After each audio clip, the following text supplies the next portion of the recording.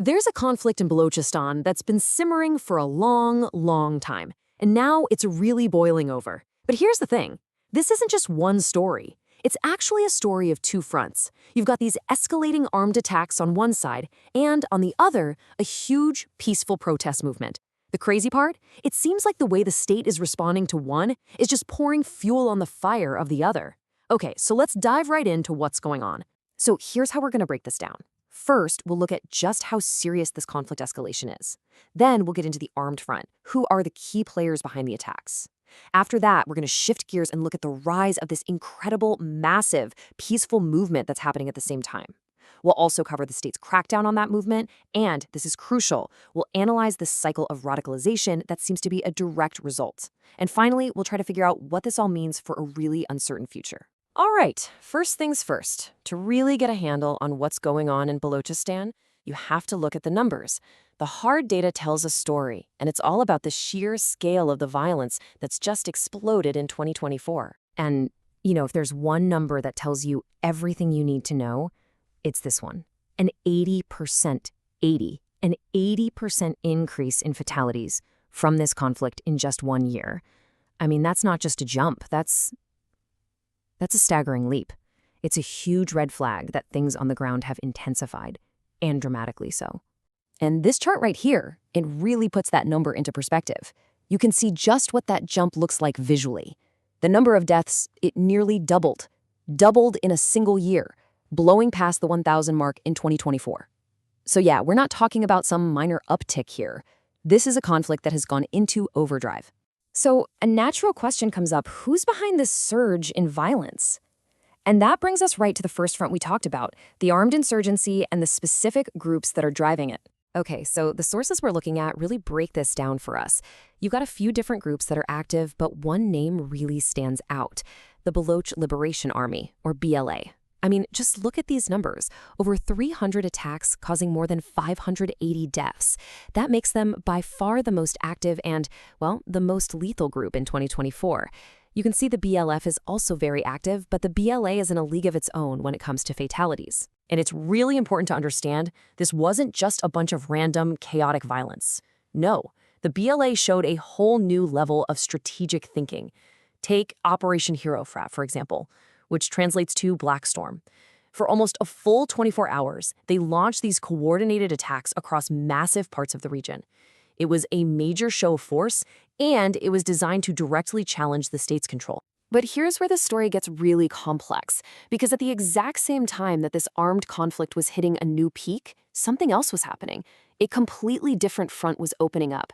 And this one, well, it wasn't fought with guns.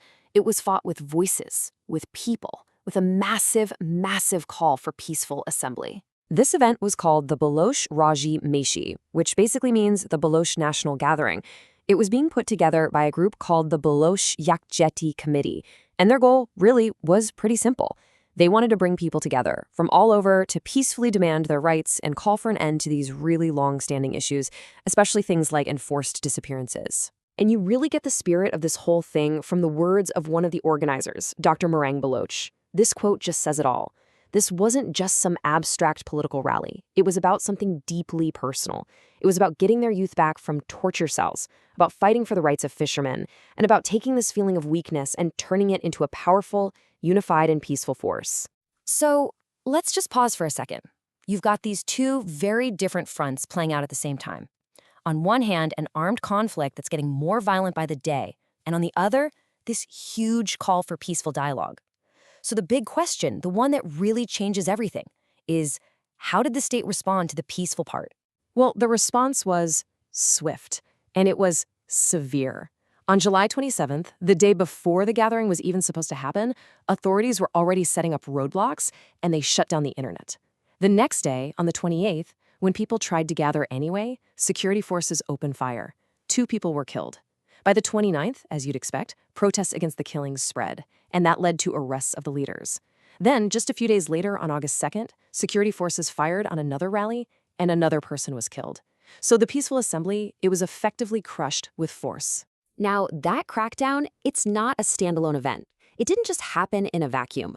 What the sources suggest is that this action feeds directly back into the other front, the armed conflict. It seems to be creating this vicious cycle of radicalization, and that's what we need to explore next. And this is where you see this huge fundamental disconnect. If you listen to the official state narrative, you'll hear insurgents described as, foreign-funded proxies or criminal mafias. But the sources we're examining for this explainer, they paint a totally different picture. They're saying the ranks of these groups are increasingly being filled by educated young people. We're talking MPhil students, journalists, poets, writers, novelists. So the big question is, why?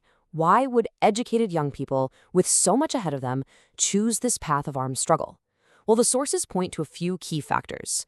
First and foremost, the suppression of peaceful political options, exactly like what happened to the Rajimachi. When that door gets slammed shut, it sends a powerful message. You combine that with these long-standing grievances, like enforced disappearances and feeling shut out from economic projects, and it creates this growing sentiment, one that's reportedly spreading fast. It's better to die fighting back than to just disappear silently. And all of this leads us to what is a deeply, deeply uncertain future for the entire region. Because now, those two fronts we've been talking about, the armed one and the peaceful one, they're not separate anymore. They're dangerously tangled up together. This is really the heart of the cycle.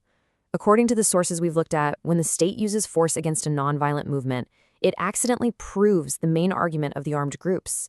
It basically validates their claim that violence is the only language the state understands.